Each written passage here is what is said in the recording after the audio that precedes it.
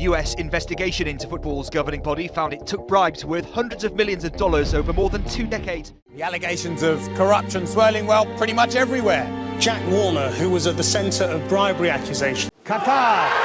Sepp Blatter just decided that he needed to do something.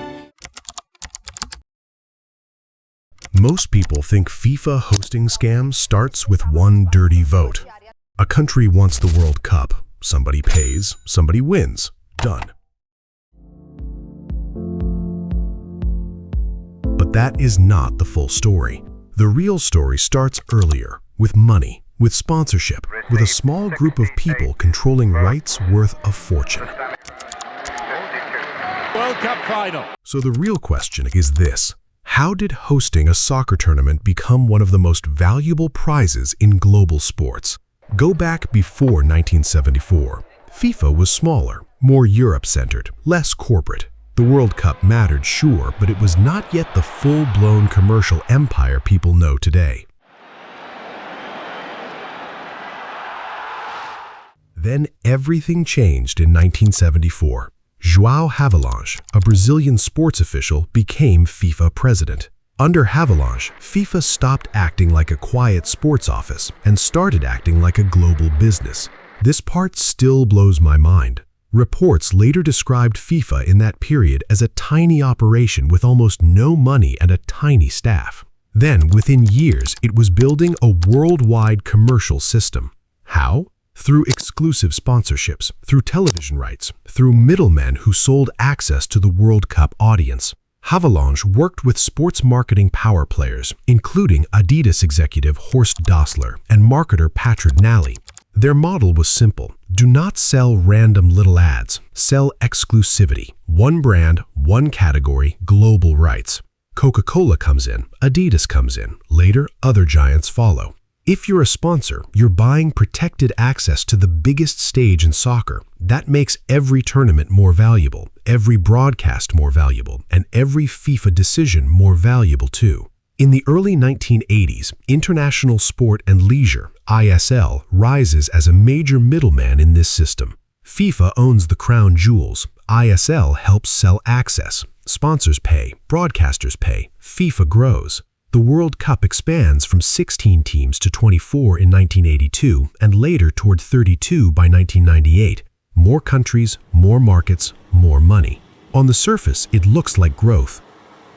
But here's where it gets ugly. When a small circle controls rights worth fortunes, scam risk is built into the design. Marketing rights, broadcast rights, tournament access, hosting power. If those deals happen in private rooms, fans never see how the cash moves. By the late 1990s, the machine is fully built. Public reporting later described ISL paying FIFA around 200 million Swiss francs for marketing rights, and about $1.4 billion for television rights tied to major World Cup packages. That is empire money.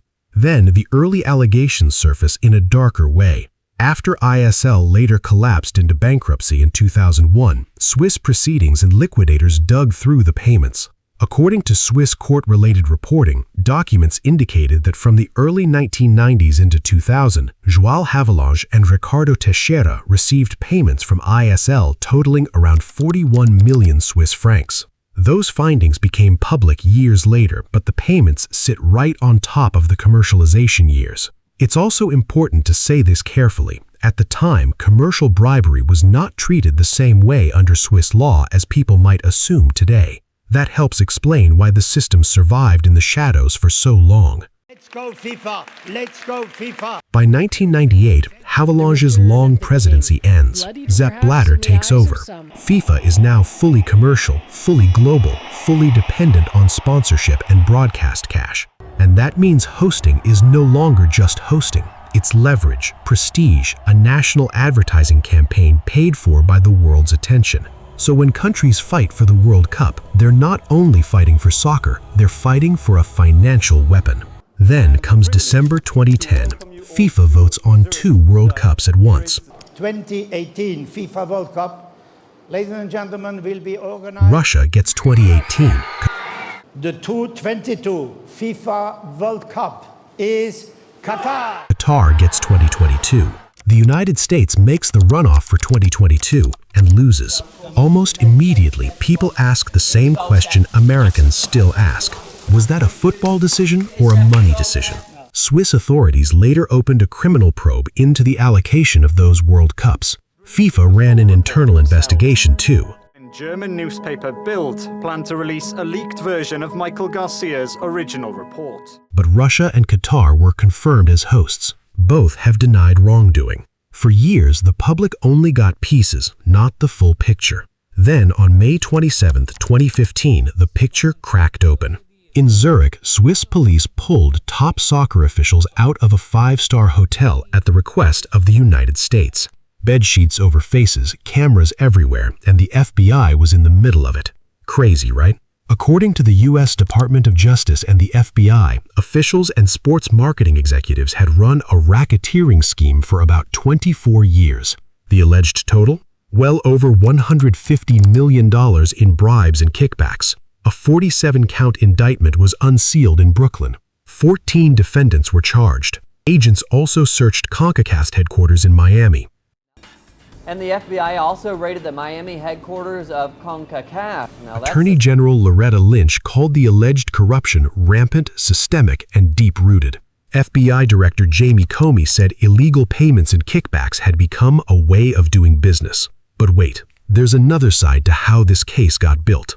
One of the people who helped crack it open was an American insider, Chuck Blazer, former CONCACAF General Secretary, former FIFA Executive Committee member. The IRS and FBI caught up with him over taxes and corruption. Then he cooperated. Court records later showed he pled guilty and admitted that he and others agreed to accept bribes connected to selecting South Africa for the 2010 World Cup. He also admitted facilitating a bribe tied to the 1998 World Cup process. He recorded people. He helped build the case from the inside. So the 2015 raids were not random. They were years of work by the DOJ, FBI, and IRS criminal investigation. And the hosting fight still had more to reveal. In 2020, U.S. prosecutors went further in court filings and alleged that representatives connected to the Russia and Qatar bids bribed FIFA officials for votes. Those are allegations in U.S. court documents. Qatar has strongly denied them. Russia has denied wrongdoing. That distinction matters. In a case like this, you separate what was charged, what was admitted in court, and what remains contested. What is clear is this. Multiple soccer officials and executives were charged in the broader corruption case. Several pled guilty. Millions were ordered forfeited. Careers ended. Blatter won re-election in 2015, then announced he would step down days later under massive global pressure. FIFA chief Sepp Blatter has said he's to step down just 4 days after being re-elected to a fifth term. So what should you take from the full timeline? Not a lecture, just the pattern. First, FIFA became a money machine. Then a small group controlled the most valuable rights. Then hosting became a mega prize. Then influence around that prize was worth fighting over in the shadows. When a few people control a decision worth billions and the process is secret, scam risk is huge. When money can move through middlemen and offshore routes, red flags get harder to see. When an organization polices itself for too long, the public finds out last. This video is for educational and awareness purposes only. It is not financial advice. Here's the part most channels skip.